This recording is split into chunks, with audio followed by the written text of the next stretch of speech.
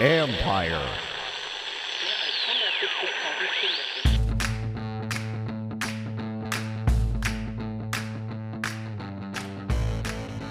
Hello and welcome to my podcast. Do me a favor, subscribe to the John Com Report wherever you get your podcasts. If you're watching on YouTube, hit that like button, hit that subscribe button. You can find us there as part of Empire Media, AMPIRE. Always much appreciated when you tune in. And don't forget, you can read my work on ESPN.com. I have a story up now about the Commanders offseason, also about what Dan Quinn said about Jaden Daniels from the his little press conference with the media on Tuesday morning at the owners' meetings here at the Breakers. You can see I'm still here as I record this. So give that a read on ESPN.com. Also, for you regular club members, I'll be doing the private Zoom on Thursday, 7:30 Eastern time. If you want to become a club member, go to the Empire Media YouTube page, see the word join, go click on that, go from there. Look forward to doing this. Always enjoy those. And for you gold members, I'll be doing another one next week. And I'm hoping to have a guest. I do have a guest lined up for that one. Is Craig Hoffman from Team 980. So join me from that. Good conversation as always. So let's get to the owners meeting stuff. And one of the things that for people who maybe I'm sure you have already paid attention about the tush push and how that was tabled. And so that means they could vote again in the spring about it. It's funny because the Commanders they stuck to a talking point when it came to that play and didn't really want to get involved in saying it should be banned or shouldn't be because of, listen, I don't blame them because of what happened during the playoff game with Frankie Louvu. But if this thing does get banned, you can thank Frankie Louvu for that whole sequence as to why. I think there's definitely a push to get it banned. And I think part of that is it doesn't make for good TV. There's some concern about, is it a health risk at all, et cetera. But if it does, you can thank Frankie Louvu. Anyways, let's get to 5 more things I think from the combine, from the owners meetings. I did, of course, one on for Tuesday, and I'm going to do another one today, and I will have another podcast for Friday. So anyways, number one, I think the defensive line will be very competitive, and I think that competition is going to help in many ways. And I think it's just not just for roster spots. And one of the things, when you look at last year, like they did not have great depth at the defensive line, and they were hoping some guys would come through. A guy like Fedarian Mathis, for example. And he did not. And so I think, they were hoping that maybe could Jamin Davis become an edge rusher. Think about some of the guys who made the roster at the start of last season. Some of them are going to be struggling to make a team this summer as well. So those were guys who were playing key spots, like Sheldon Day. He's going to have a tough fight to make the roster again. And I think, you could look at some other guys in that same spot as well who were playing key roles for them because they do feel like they've upgraded. So that's one area where the competition is, but I think it's also for the offensive line. And I think you're going to see maybe better competition up and down the line for the offensive line, giving them a better look for what they could face, just during practices and all that. Like there was a definite drop off, and I don't know that you're going to see that now. I don't know that. Are you going to have a high level of play from anybody? I don't know that. I do think Johnny Newton could be pretty good. Don't know yet. But I think that, again, I talked about this yesterday. If the depth 1 through 8 or 9 is going to be, or even 10 will be better than it was. And that's a good start. But again, it's a competition for roster spots, which is something that Dan Quinn obviously loves. They want to, every coach wants competition, man. Let's be real. I know he preaches a lot about it, but I also know they do more things like that in practice or throughout the day to focus on competition. But this is another way to do it. And again, I think one of the things is with the offensive line as well. So that should help, in theory, the offensive line. Again, you're not talking about going against 5 Pro Bowlers or 4 former first-round picks, right? We've seen that here. Didn't help. But I do think the depth of competition will be better. And by the way, I did talk to someone who is very familiar with Eddie Goldman, their new nose tackle. And one of the things he pointed out was the strong hands. Obviously a big guy, but big, strong hands. And you could see that on film when you watch him, that's how he plays. When he gets his hands on you, man, it's tough for the offensive lineman. So this person felt like he could help Washington. So we'll see if that's the case.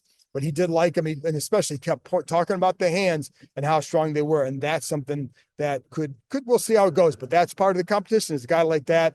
And, I think the other thing with that depth of line, it also gives them the ability, as I talked about this, but trying guys in different spots. And I told you yesterday that Javon Kinlaw, it certainly seems like they view him as an inside guy, up and down the line inside.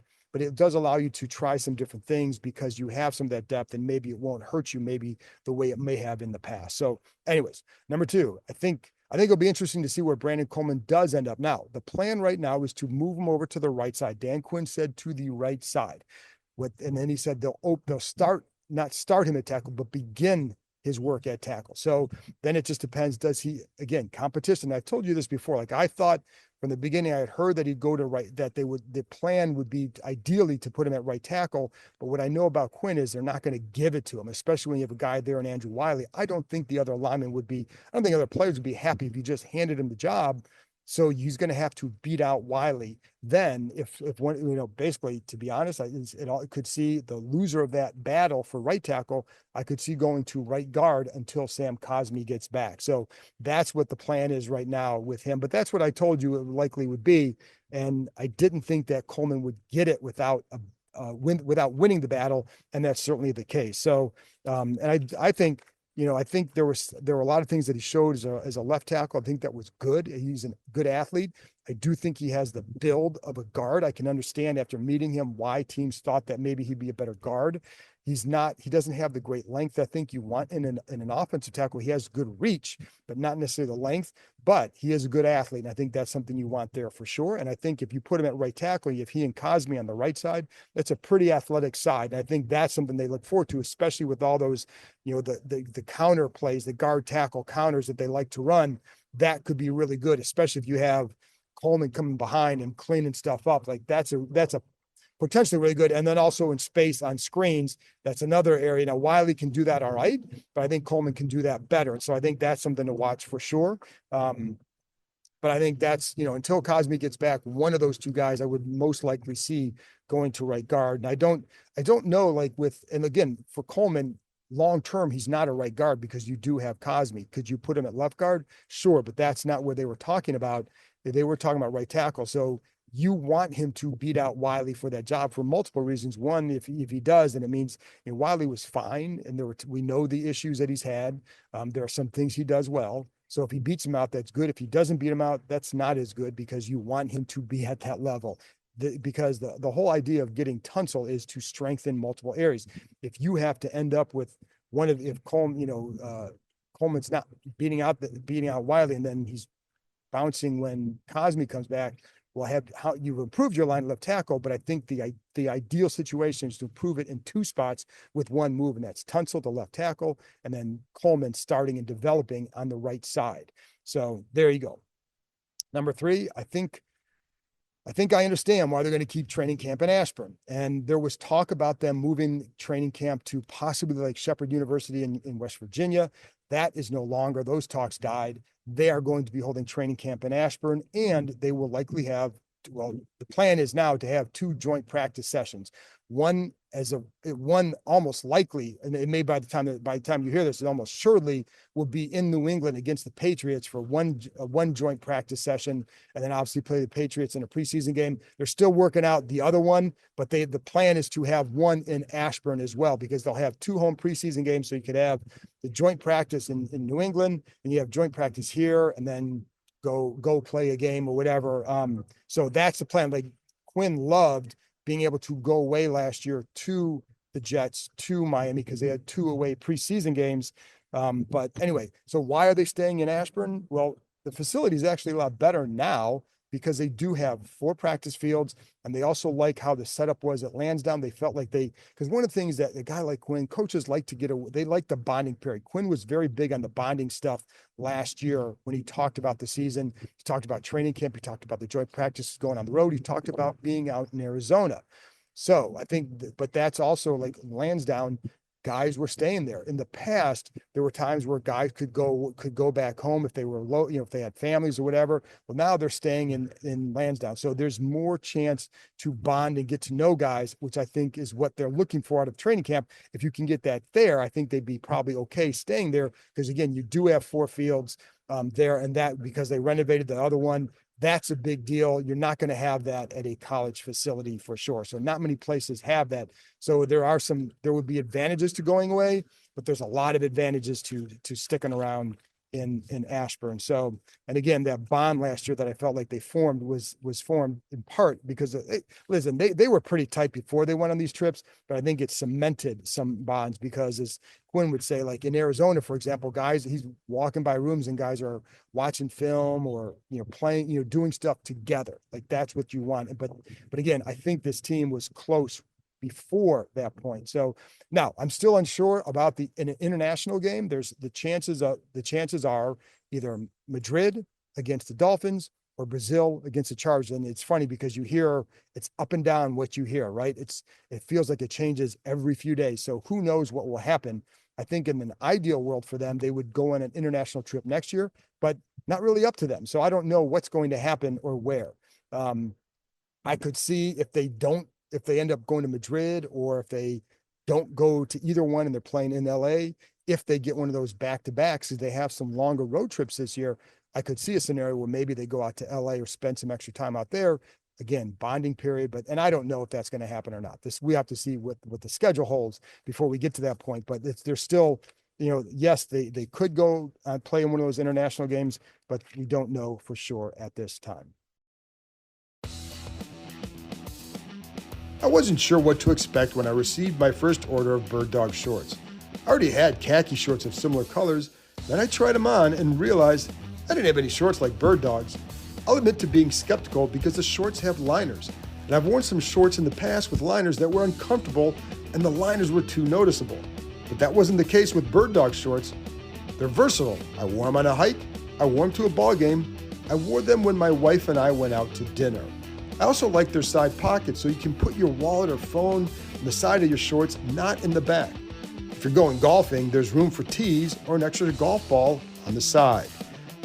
For a limited time, our listeners get a free hat with any order when you use the code word KEIM, K-E-I-M, at birddogs.com. Get this hat completely free when you use the code word KEIM, K-E-I-M, at birddogs.com. That's birddogs.com. Support our show and let them know that we sent you. March Madness is here, and every game has a chance to cash in. From the first tip-off to the Final Four, every night promises high-stakes matchups, wild finishes, big-time betting opportunities, and MyBookie's Bet and Get is back to sweeten the deal. Place a cash bet on March Madness and get a surprise reward, free bets, cash back, bonus clips. You never know what's coming next. Whether it's a number one seed rolling or an underdog shocking the world, smart bettors know the real money is made one game at a time.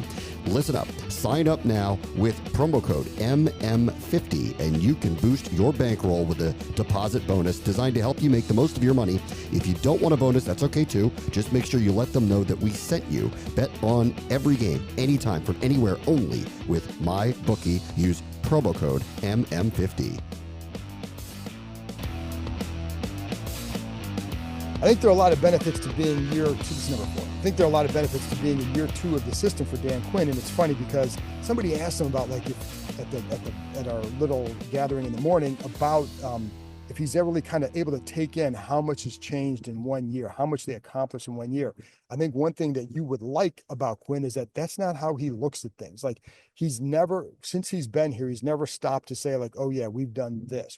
It's always like, what's the next thing? So what is the benefit of maybe what they've done? He said the benefit really is that they know that how, like, they've set the foundation for what the expectations for how they work, how they do things in the building, how they prepare, and what your expectations are. So that's what he takes more pride in than saying, oh, well, you've done this and this and this. That's not how his mind is worked. Even during the season, he never let his mind get beyond whatever was coming up next. And so, like, you weren't going to ask him, like, if you asked him about how he, like, wow, can you believe you guys got this far? He's like, he wants to go further, even to the point where, I think I've told you this during the playoffs, but during the playoffs, like, as a reporter, you need to get back. Like, if they lose a game, and it's like, this is sudden death for the season, right? So if you lose, your season's over. Well, for a reporter, you've got to get back to cover the final open locker room session, because that's the last chance you have to get to talk to guys. Well, typically, if you lose on a Sunday, your clean out day is Monday, so it could be early.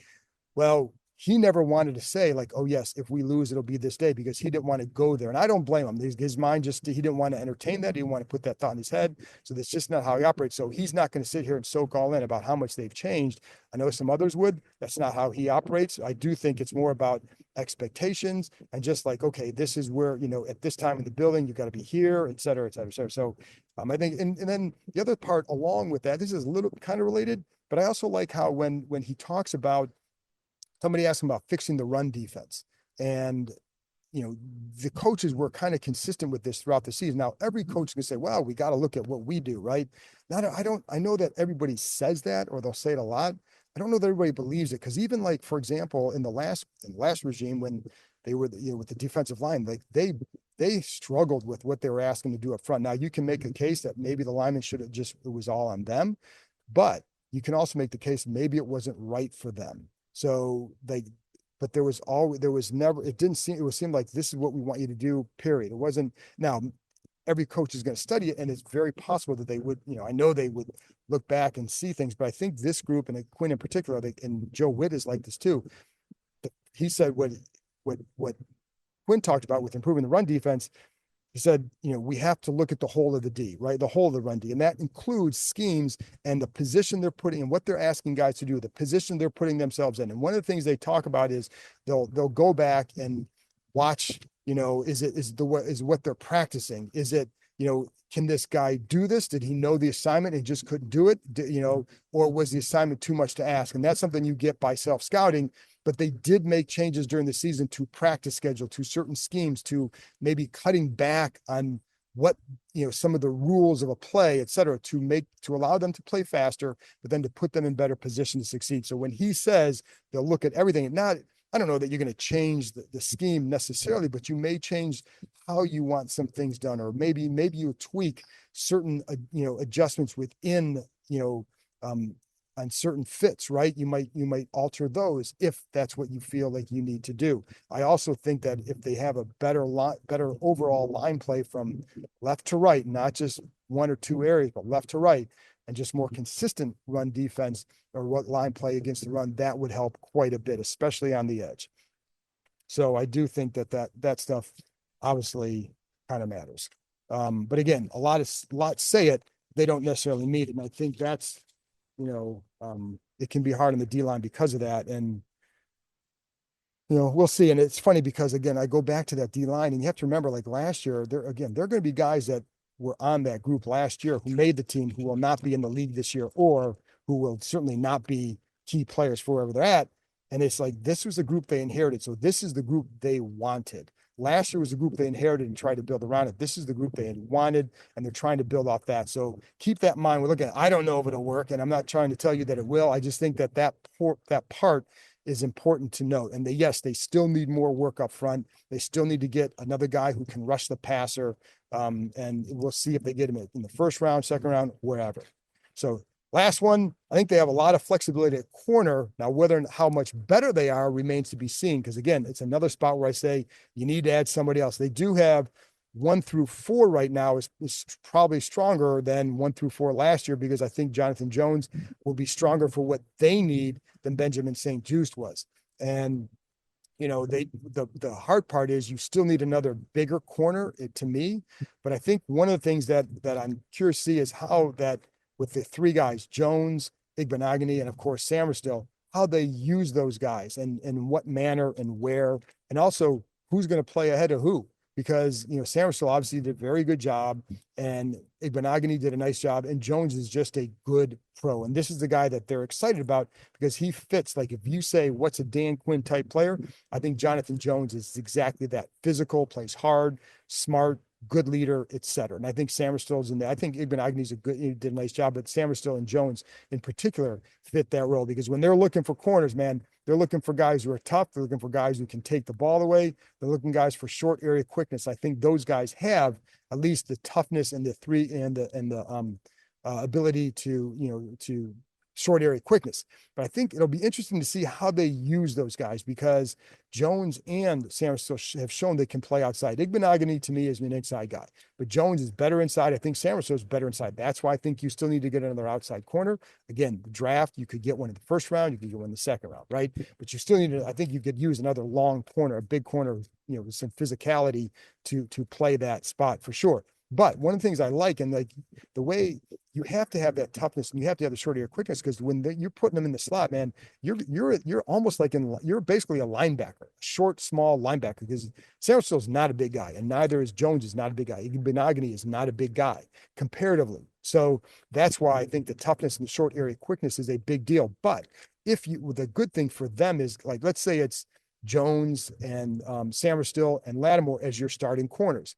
Well, Jones and Samuelson both can go inside or outside. So it allows you to be a little bit more flexible with how you maybe employ them. How can you keep the offense guessing at all? I don't know if they're going to be sitting there, with too much guesswork. It may not matter to them, but it does allow you to maybe do some things with run fits. Or maybe if there's a motion, how you then use those guys. Do you have to bump a guy out? If one guy has to go in motion, can they do different things because they can both play inside or outside, which then kind of opens up what you can do defensively and maybe cause a little bit of hesitation by the offense. So they do have that. Now, to what level they're at, I don't know, but they do actually have that. So, and they place a premium on all of that. So anyways, that's it from me. That's it from Florida. Like I said, I'll be back on Friday with another episode. A lot more to talk about. And then there we go, folks. That's it. I'll talk to you next time.